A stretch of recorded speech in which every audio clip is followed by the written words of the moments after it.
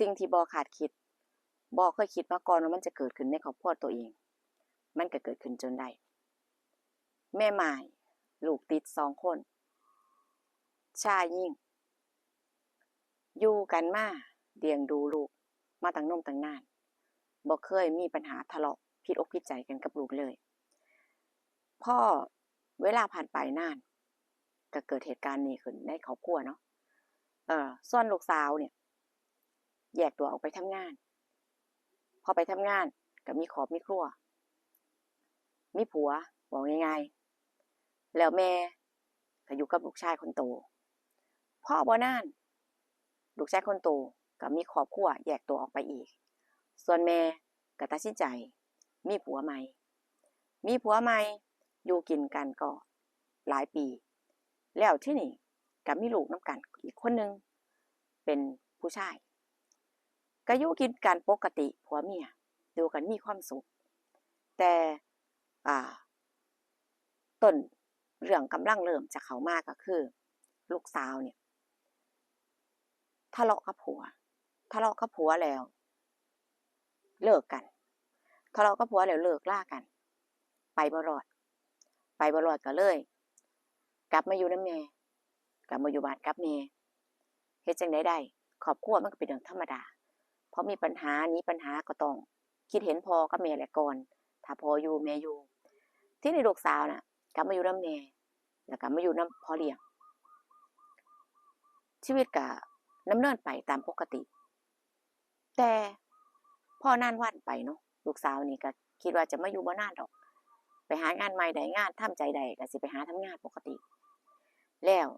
เวลาผ่านไป1 เดือนก็เห็นว่าลูกน่ะมีพฤติกรรมแปลกๆกับผัวตัวเองบางครั้งบางทีก็พูดคุยกันถึงเนื้อถึงตัวหยอกล้อกันเกินเหตุเกินงามเมียก็ได้ตักเตือนผัวบ่อยครั้งส่วนลูกก็ได้บอกได้สอนแต่ว่าก็บ่ฟังบอกแล้วสอนแล้วก็บ่จือบ่ฟังผัวก็เป็นคือกันก็ยังว่าล่ะสิโทษผัวฝ่ายเดียวก็บ่ได้เพราะว่าคือมันมีสิ่งล่อตาล่อใจเนาะก็เฮ็ดให้เขาคิดมันก็สิโทษฝ่ายเดียวก็บ่ถูกพอเอาบ่อยู่เวลาผ่านไปหลายวันจากเดือนหนึ่งเป็น2 เดือน2 เดือนเป็น3 เดือนก้าวเข้าไปลูกกับผัวเนี่ยก็มีความสัมพันธ์กันหรือง่ายๆก็ว่าเป็นสู้กันนั่นล่ะระหว่างลูกเลี้ยงกับพ่อเลี้ยงพร้อมอกพร้อมใจกันบ่ว่าสิห้ามสิปรามจังได๋ก็บ่ฟังผัวนี่ก็คือกันส่ำว่าสิเว้าส่ำว่าสิอ้ายสิด่าก้มหน้าก้มตาอย่างเดียวแต่ข้อยก็เฮ็ดคือเก่าข้อยบ่หยุดเนี่ยก็คือว่านั่นล่ะหยุดบ่ได้ฝ่ายลูกสาวก็บ่หยุดคือกันฝ่ายลูกสาวนี่ก็บ่ยอมสิเอาให้ได้ดูมีความสุขเห็นอยู่มีความสุขแล้วก็อยู่บนความทุกข์ของแม่บ่ละอายใจ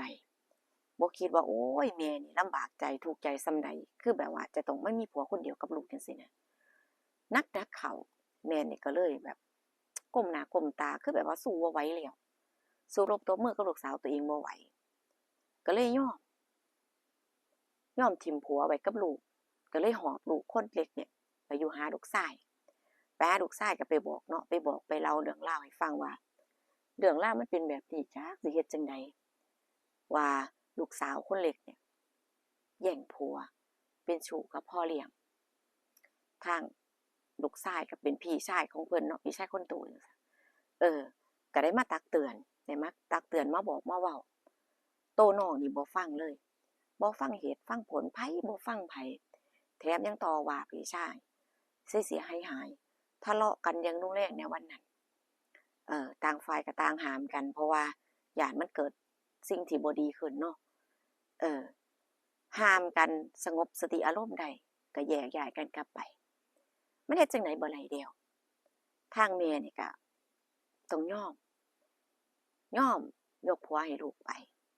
ก็คือว่ากลับไปมันก็บ่มีความสุขเดะสิไปอยู่จั่งใดพอลูกก็บ่ยอมเลิกแล้วก็เปิดเผยบ่ยอมเลิกแล้วก็เปิดเผย2คนนี่เปิดเผยอยู่กันบ่แค่คำนินทาว่าร้ายคนอื่นเลยบ่สนว่าไผสิเว้าจั่งใดก็สร้างข้อย สิอยู่ข่อยสิเอา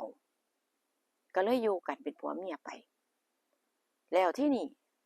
แม่เนาะทำใจบ่ได้แต่ว่าก็บ่ได้กลับมาหาผัวดอกก็ไปอยู่นำลูกชายแบบว่าตอมใจอยู่แบบตอมใจคิดหลายคิคิดนำผัวนั่นน่ะจักสิเฮ็ดจั่งใดด้วยความรักก็คิดฮอดแล้วก็มีลูกนำกันเด้เนาะของคนอยู่นำกันมีลูกนำกันจังซี้นะอืมอนาคตลูกบัดนี้อีกอย่างหนึ่งมันก็คนละพ่อแต่ว่าก็แม่เดียวเนาะจั่งใดความอบอุ่นมันก็บ่คือกับว่าครอบครัวอยู่พร้อมหน้าพร้อมตากันดอกแต่ว่ามันก็ต้องแยกแม่ก็ตรอมใจอยู่จนจากโลกนี้ไปอยู่กับความเสียใจนั่นแหละบ่มีอิหยังดีขึ้นแล้วก็แก้ปัญหาบ่ได้สุดท้ายยอมเสียผัวให้ลูกไปตัวเองก็แยกตัวออกมาอยู่กับลูกชายคนโตคือครอบครัวน่ะมันสิมีเรื่องราวแบบนี้ตลอดเวลาเป็นอย่างเช่นว่าลูกเลี้ยงกับพ่อเลี้ยงเป็นอกเป็นใจกันแล้วก็มีความสัมพันธ์แล้วก็เป็นชู้กันครอบครัวแตกแยกแต่ก็บ่ได้หมายว่าทุกคนเดะ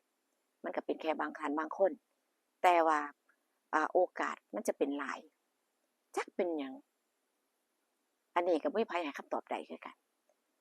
ก็ระมัดระวังเอาเนาะ